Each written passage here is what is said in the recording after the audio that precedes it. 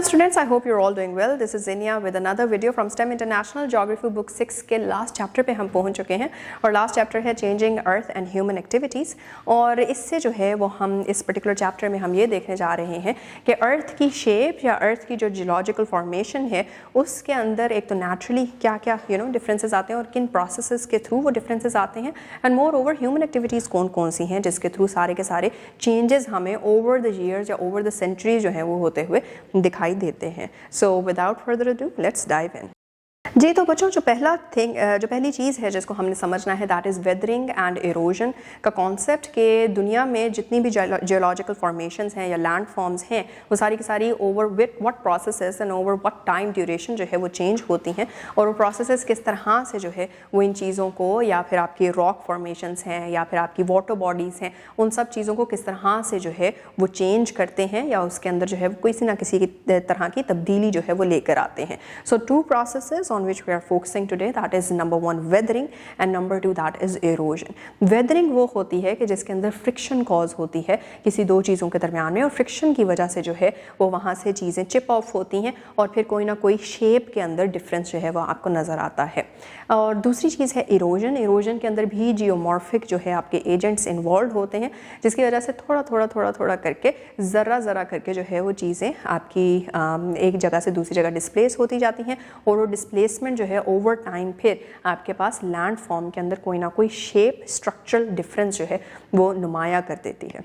तो सबसे पहले हम वेदरिंग को जो है वो फोकस करने जा रहे हैं, और वेदरिंग की डिफरेंट टाइप्स को जो है हम देखेंगे कि किस तरह लंबे अरसे में रॉक्स जो हैं वो खुद से फ्रिक्शन के थ्रू या अदरवाइज डिके हो जाते हैं, और डिके होने के बाद जो है वो may be they can change their shape और may be they can vanish all at once. तो ये सारी चीज़ें जो है वो किस तरह से होती हैं, उसकी टाइप्स क्या हैं डिफरेंट, उनको पढ़ लेते हैं। So in your book you can see कि आपके पास एक फिगर भी है, और फिगर के अंदर जो है वो सबसे पहली टाइप को डिस्कस किया गया है विच इज़ फिजिकल और मैकेनिकल वेदरिंग। इसके अंदर क्या होता है कि रॉक्स की जो है वो फिजिकल ब्रेकडाउन हो जाती है स्मॉलर फ्रेगमेंट्स के अंदर, जिसकी वजह से उसका केमिकल कॉम्पोजिशन तो नहीं चेंज हो रहा होता, लेकिन जो उसका स्ट्रक्चरल पूरा का पूरा गेटअप था, आउटसेट था, वो सब का सब जो है वो चेंज होता दिखाई देता है।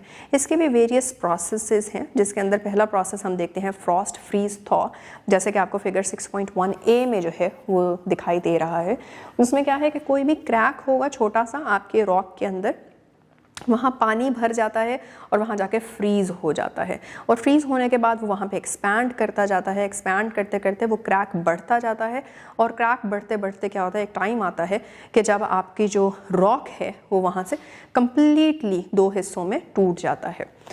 फिर उसके बाद आपके पास आ जाता है अब्रेजन का प्रोसेस। अब्रेजन में क्या होता है कि फ्रिक्शन हो रही होती है, rubbing off to particular rocks with each other, या फिर इसमें मूवमेंट ऑफ विंड, वाटर या आइस भी है जिसमें जियोमॉर्फिक जो आपके एजेंट्स हैं वो आ चुके हैं, और इसकी वजह से जो है वो रॉक ओवर टाइम नेचुरली जो है वो वॉर्न डाउन होता जाता है और उसकी शेप जो है वो चेंज होती जाती है। The third way of physical और mechanical weathering is exfoliation. Exfoliation क्या है, वो ये है कि ओवर टाइम जो ऊपर की लेयर होती है किसी भी पत्थर की वो पील अवे होती जाती है, चाहे वो प्रेशर रिलीज की वजह से हो या फिर वो बाकी जियोमॉर्फिक एजेंट्स की वजह से भी हो सकती है।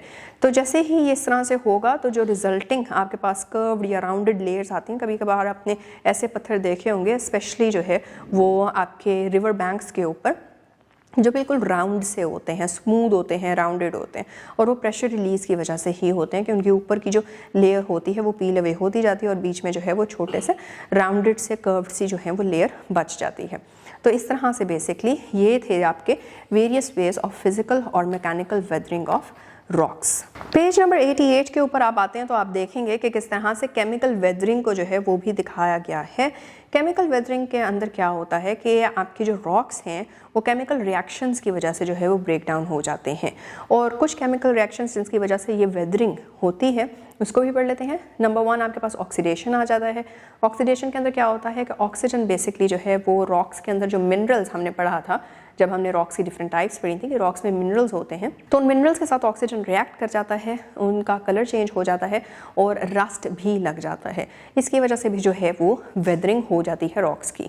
सेकेंड केमिकल रिएक्शन जो है वो डिसोल्यूशन होता है। डिसोल्यूशन का क्या मतलब है कि जो मिनरल्स आपके रॉक के अंदर प्रेजेंट होते हैं, पानी के साथ जो है वो अगर तो इंट्रैक्शन हो जाए उनका, तो फिर वो पानी में डिज़ोल्व हो जाते हैं और डिज़ोल्व हो जाने की वजह से रॉक में से ऑफ कोर्स वो ख़त्म होते जाएंगे। रॉक बीच बीच में से खोखला होता जाता है, डिसइंटीग्रेट होता जाता है और इसकी वजह से ओवरऑल जो है वो उसकी वेदरिंग हो जाती है। इसमें एग्जाम्पल एक जो है वो लाइमस्टोन की उन्होंने दी है कि लाइमस्टोन जो है वो एसिडिक वाटर में कार्बोनिक एसिड वाला जो पानी होता है अगर तो उसमें हो तो उसमें डिज़ोल्व हो जाता है, जिसकी वजह से केव्स बनते हैं आपके, या फिर सिंक होल्स जो हैं वो बन जाते हैं। And the last kind of chemical weathering की एग्जांपल जो है वो is by the process of hydrolysis. Hydrolysis में क्या हो रहा था कि पानी जो है वो मिनरल्स के साथ रिएक्ट करता है और पानी इटसेल्फ जो है वो उनको फिर तोड़ देता है और नए सब्सटेंसेस बनाने में भी जो है वो मदद करता है। फॉर इंस्टेंस आपके पास फेल्डस्पार मिनरल्स हैं जो कि कॉमनली हाइड्रोलिसिस के थ्रू जो है वो क्ले मिनरल्स में तब्दील हो जाते हैं। And the last type of rock weathering is biological weathering. Biological weathering में भी जो है वो फर्दर 2 टाइप्स हैं। बायोलॉजिकल वेदरिंग बेसिकली तब होती है जब केमिकल या फिर फिजिकल एक्शंस इस तरह के जो कि लिविंग ऑर्गेनिजम्स के होते हैं उनकी वजह से आपके रॉक्स या मिनरल्स जो हैं वो ब्रेक डाउन हो रहे होते हैं।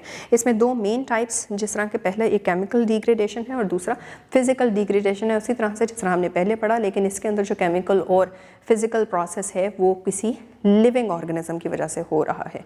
केमिकल के अंदर फॉर इंस्टेंस आपके लिचन्स वगैरह हैं या फिर एल्गी वगैरह है, ये जो प्लांट टाइप ऑर्गेनिजम्स होते हैं, ये अगर रॉक की सरफेस के ऊपर रहना शुरू कर दें तो फिर वहाँ पे वो मिनरल्स को एक्सट्रैक्ट करते हैं। क्यों? क्योंकि वो इन मिनरल्स से खाना जो है बेसिकली वो मिनरल्स उनका खाना होता है, तो उससे अपनी न्यूट्रिशन एक्सट्रैक्ट करते हैं और एक्सट्रैक्ट करने की वजह से मिनरल्स जैसे डिप्लीट होते जाते हैं रॉक में, रॉक की सरफेस वीक होती जाती है, जिसकी वजह से डिग्रेडेशन होती है और उनकी शेप ऑल्टर हो जाती है। फिजिकल डिग्रेडेशन की जब हम बात करते हैं तो सबसे पहले हम प्लांट्स की एग्जाम्पल ले सकते हैं कि कैसे अगर एक सीड अगर आप जो है वो अपने सॉइल के अंदर अगर उसमें दबा दें तो फिर वो सीड जो है ओवर टाइम किस तरह से क्रैक करता हुआ, पेनिट्रेट करता हुआ ऊपर सरफेस पे आ जाता है। इवन अगर कंक्रीट की ब्रिक्स भी हों या फिर कंक्रीट की आपने टाइल्स भी लगी देखें तो उसमें से भी कई जगहों पे आपने देखा होगा कि दरख्त वगैरह वहाँ से भी जो है वो उग रहे होते हैं। तो ये इसलिए होता है क्योंकि ये प्लांट की रूट्स जो हैं वो एक्सट्रीम प्रेशर एक्सर्ट कर सकती होती हैं और पत्थरों को जो है वो टूटने पे जो है वो आगे उसकी तरफ लेके जाती हैं। और फिर आपके पास आता है कि जी एनिमल्स किस तरह से जो है वो फिजिकल वेदरिंग ऑफ रॉक्स में कंट्रीब्यूट करते हैं, चलने की वजह से या फिर ओवर टाइम जो है वो वहाँ पे रहते हैं, वो डिगिंग करते हैं, अंडरग्राउंड डिगिंग करेंगे, उसकी वजह से भी जो रॉक्स हैं स्पेशली जो वीक रॉक्स होते हैं वो टूट सकते हैं और सरफेस के ऊपर आ जाते हैं, सरफेस के ऊपर वो एक्सपोज हो जाते हैं। एक्सपोज होने की वजह से फिर वेरियस जो जियोमॉर्फिक हमने वेदरिंग फोर्सेस देखी थी, वो चाहे फिजिकल वेदरिंग फोर्सेस हो जिसमें हमने देखा है एब्रेजन, इरोजन वगैरह, या फिर chemical weathering, oxidation, dissolution, hydrolysis वगैरह, इनके थ्रू जो है वो फिर फर्दर जो है वेदर होते जाते हैं। तो ये थी सारी की सारी तरीके जिसके थ्रू जो है वो वेदरिंग होती है आपके रॉक्स की। The second type of that particular way in which क्या हम देखते हैं कि जो आपके जियोलॉजिकल फॉर्मेशन या फिर लैंडफॉर्म्स जो हैं वो अपनी शेप को बदलते हैं, that is through erosion. Erosion वो है जिसमें हमने देखा तो जो ज़रात होते हैं वो एक जगह से दूसरी जगह कैरी होते हैं या डिस्प्लेस होते हैं और that could be through any geomorphic agent, और ये तभी होता है जब पहले वेदरिंग का प्रोसेस हो चुका हो, क्योंकि वो ज़रात फॉर्म करने के तरीके जो थे वो वेदरिंग के थ्रू हुए थे। एनी हाउ, तो इरोजन की भी कुछ अपनी टाइप्स हैं। जिस तरह पहली टाइप जो है वो हम देख लेते हैं, फ्लूवियल इरोजन है। फ्लूवियल इरोजन बेसिकली पानी से जो है वो नाम निकलता है और पानी का बहाव जहाँ जहाँ से होगा, जिस तरह हमने देखा कि वैली फॉर्मेशंस होती हैं वो वी शेप्ड, अगर वैली फॉर्मेशन की हमने बात की थी तो हमने देखा कि जिस तरह से पानी जो है वो गुजरता जाता है या रिवर जो है या वाटर स्ट्रीम जो है वो गुजर रही है तो वो साथ साथ जो है वो उसको डीप बनाती जाती है, कट करती जाती है आपके लैंड को, और उसकी वजह से वी शेप्ड जो आपकी वैलीज हैं वो बन जाती हैं। सेकेंड टाइप ऑफ इरोजन आती है aeolian erosion. Aeolian erosion air से जो है वो हो रही है और एयर में हम देखेंगे कि विंड के प्रेशर से या फिर विंड जो है वो अपने साथ ये सारे के सारे जो वेदर्ड आपके रॉक पार्टिकल्स होते हैं उनको एक जगह से उठा के दूसरी जगह डिस्प्लेस कर देती है, जिसके थ्रू डस्ट स्टॉर्म भी बन सकता है। ये मोस्टली सेमी एरिड या फिर एरिड एरियाज़ के अंदर होता है। पाकिस्तान की अगर हम बात करते हैं तो सिंध का जो प्लेन एरिया है, इंडस प्लेन स्पेशली, उसमें जो सेमी एरिड और एरिड एरियाज़ हैं, और जो बलोचिस्तान प्लेट्यू का जो एरिया है विच इज़ ऑल्सो एरिड और सेमी एरिड, वहाँ पे मोस्टली जो है वो एलुवियल आपको मिल जाएगी इरोजन होते हुए। दूसरा तरीका इरोजन का है केमिकल प्रोसेसेस के थ्रू। इसके अंदर क्या होता है कि आपकी जो हवा में वाटर पार्टिकल्स होते हैं, वाटर ड्रॉपलेट्स होते हैं, उसके अंदर कार्बन डाइऑक्साइड जैसी गैसेज या ऑक्सीजन जैसी गैसेज जो हैं वो रिएक्ट करती हैं और they are carried by the wind, और विंड के साथ वो फिर उन रॉक्स तक पहुंच जाती हैं जो कि वेदरिंग के प्रोसेस के थ्रू से गुजर चुके हैं, और फिर वहाँ पे पहुँच के फिर वो उधर रिएक्ट करके मिनरल्स के साथ तो वहाँ से फिर इरोजन का प्रोसेस जो है वो करवाती हैं। और लास्ट जो इरोजन की टाइप है दैट इज़ मैकेनिकल। और मैकेनिकल के अंदर क्या होता है कि आपकी इस तरह का स्टॉर्म या इस तरह का विंड स्टॉर्म जिसके अंदर जो हवा है उसमें रेत हो, तो वो रेत जो है वो इट्सेल्फ एक एब्रेजिव मटेरियल के तौर पे जो है वो काम करती है, और जब वो रॉक्स के साथ इंटरेक्ट करती है तो फिर वो वहाँ पे एब्रेजन कॉज करती है और उनकी सरफेस से थोड़ा करके इरोजन कॉज करती है। So these are all the ways in which erosion basically happens. So we are done with the weathering process and the erosion process.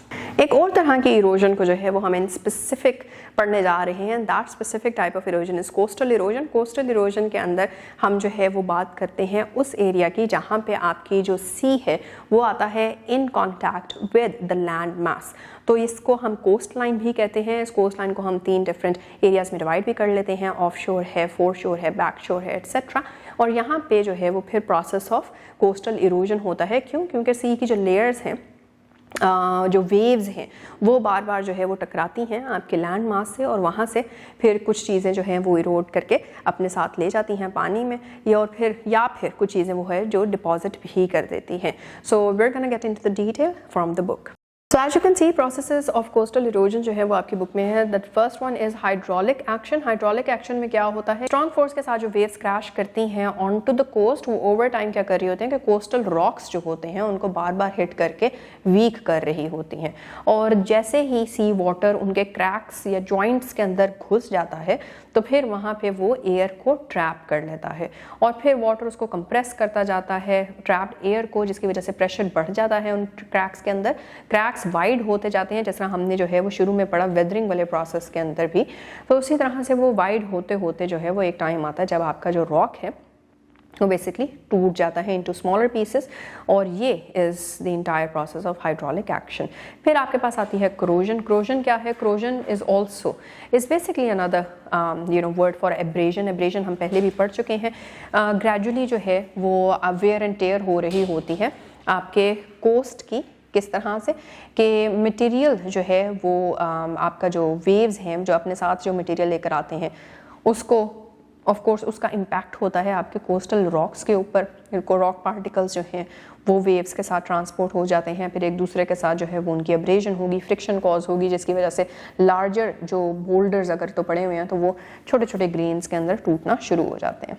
Next we have attrition. Attrition का क्या process है? Attrition is basically जब waves आपस में material जो है वो carry कर रही होती हैं और फिर वो एक दूसरे के साथ कोलाइड करती हैं, तो उसमें जितना भी मटेरियल होता है वो और छोटे पार्टिकल्स में जो है वो ब्रेक डाउन होना शुरू हो जाता है, और ओवर टाइम वो राउंड और स्मूथ सा जो है वो रॉक्स एक शेप ले लेते हैं, जिसको हमने पहले भी देखा कि शोर के ऊपर या बीच वगैरह के ऊपर जो है छोटे छोटे शाइन गोल और बहुत ही स्मूथ से जो है वो आपको पेबल्स जो है वो मिल जाते हैं। तो ये बीच सेडिमेंट के तौर पे जो है वो आपको वहाँ पे मिलता है through the process of attrition. और आखिरी है सोल्यूशन। सोल्यूशन में हम देखते हैं कि क्योंकि सी वाटर सेलाइन होता है, सेलाइन का मतलब है कि इसके अंदर नमक जो है उसका बहुत ज़्यादा जो है वो क्वांटिटी होती है, तो नमकीन होता है। तो इसकी वजह से क्या होगा कि जितना भी इरोडेड मटेरियल पानी जो है वेव्स जो हैं वो अपने साथ उठा के लेके जा रही हैं, वो सारी की सारी रिएक्ट करती हैं मिनरल पार्टिकल्स के साथ जो कि पानी के अंदर हैं और डिज़ोल्व हो जाते हैं वहाँ पे। तो फिर स्पेशली वो कोस्ट जहाँ पे लाइमस्टोन है वो स्पेशली रिएक्ट करता है ऐसे पानी के साथ और वहाँ पे डिज़ोल्व होना शुरू कर देता है, और ओवर टाइम इसी तरह से जो भी पत्थर होते हैं वो कमज़ोर पड़ते जाते हैं और टूट से जाते हैं, और ये सारा का सारा प्रोसेस है आपका कि जिसको हम सोल्यूशन कहते हैं। आप इन सब चीज़ों को रिवाइज़ कीजिएगा। तो या टिल देन टेक केयर, अल्लाह हाफ़िज़।